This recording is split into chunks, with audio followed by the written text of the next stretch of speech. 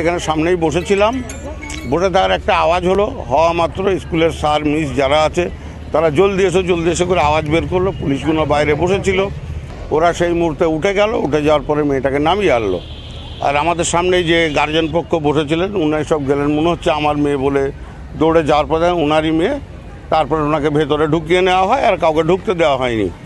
উনি এবার সেইটাকে নিয়ে ওরা এখানে কোন হসপিটালে নিয়ে গেছিল, পাশাপাশি হয়তো কোনো জানতে পারছেন কি হয়েছিল ভেতরে? হয়েছিল তারপরে শুনলাম পাকা ভেঙে পড়েছে, একটা আওয়াজ পেয়েছি। কি হয়েছে আমরা তো ভেতরে ঢুকিনি, যেটা জানতে পারছেন সেটা ভেঙে একটা আওয়াজ পেয়েছি, পরে শুনলাম ওটা পাকা ভেঙে পড়েছে। আমরা তো প্রথমে মনে করছিলাম হয়তো মেয়েটা কোনো রকম, ওনার মা এসে বললেন, হ্যাঁ ওনার মা এসে বললেন যে এরকম পাকা ভেঙে পড়ছে, মাথা ফেটে গেছে, হাতে চোট লেগেছে। তারপরে মেয়েটাকে এখানে লোকাল কোনো স্বাস্থ্যকেন্দ্র থেকে ঘুরিয়ে আনা হলো। তারপর ওনার মাই এসে বললেন যে কাঁদতে কাঁদতে যে আমার মেয়েকে জগন্নাথ গুপ্তায় ট্রান্সফার করা হয়েছে। তারপরে কি মেয়েটা পরীক্ষা দিতে আসতে পেরেছে? না পরীক্ষা তো এখন তো সে নিয়ে গেছে তাকে জগন্নাথ গুপ্তায়।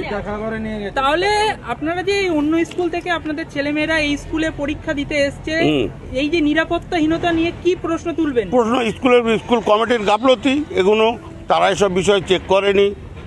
যদি অন্য কোনো বাচ্চার হয়তো আমারও হতে পারতো, তখন আমার কি পজিশন দাঁড়াতো?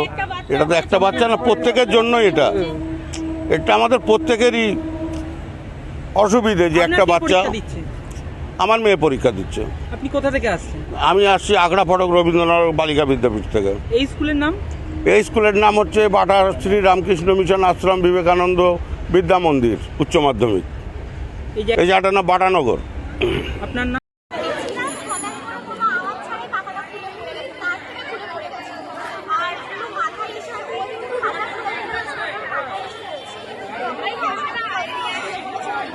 কখন ঘটনাটা ঘটেছে?